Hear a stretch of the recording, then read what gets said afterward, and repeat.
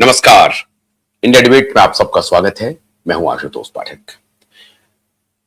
मित्रों, भारत के पड़ोसी देश नेपाल में बहुत बड़ी घटना हो गई है और वो घटना ऐसी है जिस पर और किसी की नजर हो न हो, भारत के एक तबके की बड़ी नजर है।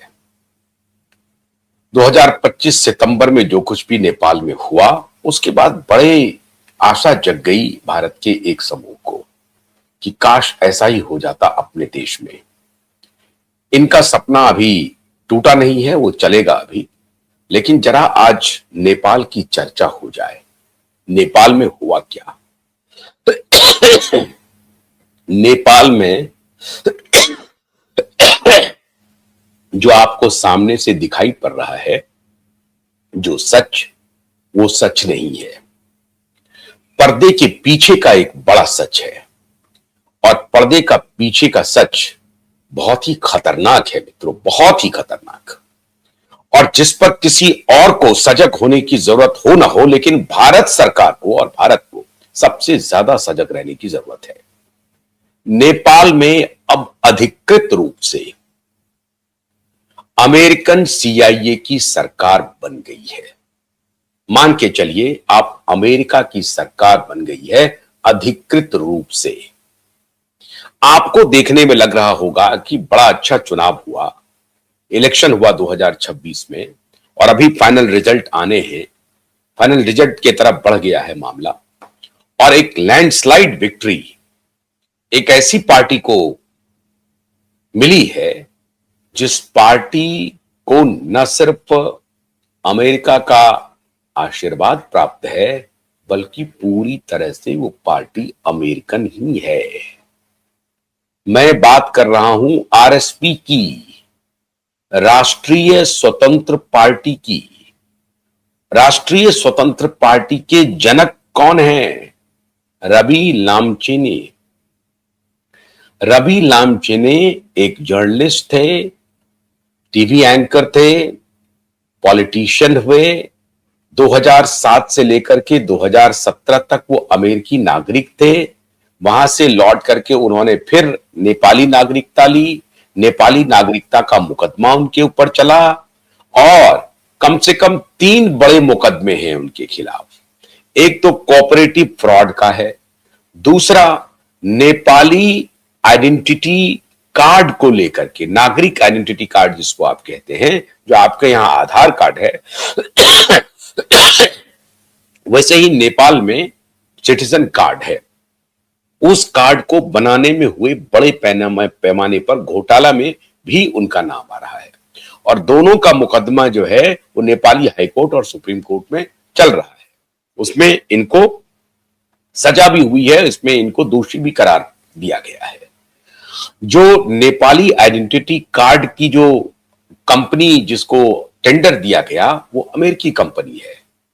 इंटरनेशनल टेंडर जिसको आप कहते हैं, जो दिया गया वो अमेरिकन कंपनी है और वो कहा गया कि वो अमेरिका के सीआईए के इशारे पर उस कंपनी को ये टेंडर दिलवाने में रवि लामचेने ने बड़ी भूमिका अदा की। वो अलग मुकदमा चल रहा है।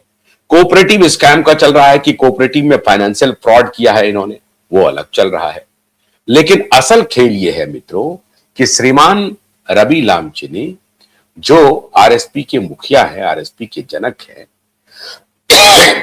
टेलीविजन एंकर रहे हैं, पत्रकार रहे हैं, लेकिन साथ ही साथ 2007 से 2017 तक वो अमेरिकी नागरिक भी हैं। अमेरिका की नागरिकता उन्हें मिल जाती है। यूं ही अमेरिका की नागरिकता उन्हें नहीं मिलती है। अमेरिका की नागरिकता कुछ लेने देने से मिलती है। अमेरिका की नागरिकता उसे दिलाई गई।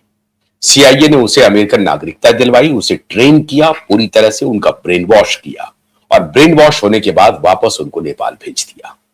और फिर नेपाल में मई जून से ही यह मामला शुरू हुआ। मुकदमा उनके खिलाफ चल ही रहा था। असल खेल था कि इनको जेल जाना था, तो ये अपने को जेल से बचाने के लिए तिकड़म शुरू किया और वहां यूथ लोगों के साथ आंदोलन शुरू किया केपी शर्मा ओली के खिलाफ। केपी शर्मा ओली और इसके पहले जो आपको मालूम है नेपाल की राजशाही के ऊपर मैंने आपको विस्तार से वीडियो बनाया हुआ है पूर्व में कि कैसे नेपाल की राजशाही पिछले 1000 वर्षों से वहां पे कोई हिंदू राष्ट्र बना रहा और आखिरी जो राजशाही खत्म हुई जिसमें अपने ही बेटे ने पूरे खानदान को खत्म कर दिया, वो उसका जो तिलिस्म टूटा और उसके बाद जो डेमोक्रेसी आई, डेमोक्रेसी भी कैसे कम्युनिस्टों के हाथ का खिलौना बन गई। ये केपी शर्मा ओली भी जो है वो ज्वाइंट नेपाली कम्युनिस्ट पार्टी जो है उसकी यूनाइटेड फ्रंट के ये नेता थे और ये सुपर एलीट थे एकदम से, कहने के लिए कम्युनिस्ट बुर्जुआ की बुर्जुआ की नहीं सरभारा की पार्टी है, लेकिन ये सरभारा जैसा व्यवहार नहीं कर रहे थे केपी शर्मा ओली। केपी शर्मा ओली के खिलाफ गुस्सा था लोगों में, उसी गुस्से को रवि लामची ने टैप करने की कोशिश की और टैप किया और एक प्यादा खड़ा कर दिया और इस बार वो प्यादा अगेन एक यूट्यूब इन्फ्लुएंसर था, बालेंद्र शाह। 35 साल के बालेन ने वो कारनामा कर दिया जिसकी प्रतीक्षा सीआईए को थी। सीआईए ने रवि लामचेनी को पूरा मदद किया और उसके बाद बालेन शाह को आगे बढ़ाया। जो तात्कालिक कारण बना बालेन शाह के आगे बढ़ने का, वो तात्कालिक कारण ये था कि सोशल मीडिया पर केपी शर्मा ओली ने प्रतिबंध लगा दिया। अब सोशल मीडिया ही एकमात्र कमाई का जरिया था बालेन शाह जैसे यूट्यूबर के लिए और बाकी सोशल मीडिया इन्फ्लुएंसर के लिए। अब इनकी रोजी रोटी एकाएक बंद हो गई। जिनको करोड़ लाखों रुपये कमाई हो रही थी सोशल मीडिया के कंटेंट से, उनकी कमाई पर केपी शर्मा ओली ने हथौड़ा चला दिया। बस यही एक ट्रिगर पॉइंट था जहां से ये आंदोलन एस्केलेट किया। अब केपी शर्मा ओली की खाट इसी बालेंद्र शाह ने खड़ी कर दी है। वो उनके कॉन्स्टिट्यूएंसी में खड़े हुए जाकर के बालेंद्र शाह, केपी शर्मा ओली के कॉन्स्टिट्यूएंसी में 4 बार के प्रधानमंत्री हैं केपी शर्मा ओली नेपाल के, 4 बार के प्रधानमंत्री को 50,000 से अधिक वोट से बालेन शाह ने हरा दिया है। चुनाव कंफर्म हो गया। 18,500 वोट मिले हैं केपी शर्मा ओली को और 68,000 से अधिक वोट मिले हैं बालेंद्र शाह को। और पूरा जो 275 सीटों का जो नेपाली कांग्रेस है, जो लोअर हाउस है, जिसको लोअर हाउस आप कहते हैं, लोअर हाउस 275 सीट का है और उसमें 2 तरह से चुनाव होते हैं। एक तो 175 सीट का चुनाव जो होता है, लगभग वो 165 सीट का चुनाव डायरेक्ट रिप्रेजेंटेशन होता है, डायरेक्ट चुनाव मतदान करते हैं वोटर और अपने नेता को चुनते हैं। और बाकी जो होता है वो प्रोपोर्शनल रिप्रेजेंटेशन के तरीके से होता है। प्रोपोर्शनल रिप्रेजेंटेशन का यहां तात्पर्य क्या है? एक मतदाता 2 बार वोट करता है। एक बार वो अपने कैंडिडेट को मतदान करता है और दूसरी बार वो पार्टी को चुनता है और फिर पार्टी में जिस पार्टी का शेयर अधिक होता है, और उसमें वहां पे कम से कम 10-12 पार्टियां हैं, जिसमें से एक है राष्ट्रीय स्वतंत्र पार्टी, ये रवि लामची की और बालेंद्र शाह की। बाकी कम्युनिस्ट पार्टी ऑफ नेपाल है, कांग्रेस पार्टी ऑफ नेपाल है, राजशाही परिवारों की भी एक पार्टी है और फिर स्वतंत्र कई पार्टियां हैं वहां पर। तो सारी पार्टियां अलग अलग फिर चुनाव वो लड़ती हैं। अब जो वोटर मतदान करने के लिए जाता है वो अपना पहला जो चॉइस है वो कैंडिडेट को देता है वोट और दूसरा चॉइस वो उसी समय मतदान करता है जब पार्टी को वो चुनता है। और पार्टी का जो शेयर होता है, वोट शेयर होता है, उसके आधार पर फिर कैंडिडेट और उस पार्टी के वोट शेयर को मिला करके प्रोपोर्शनल वोट शेयर का जो आंकड़ा आता है, उसके बाद किस पार्टी को जीत दिया जाता है और व्यक्ति को जीत दिया जाता है।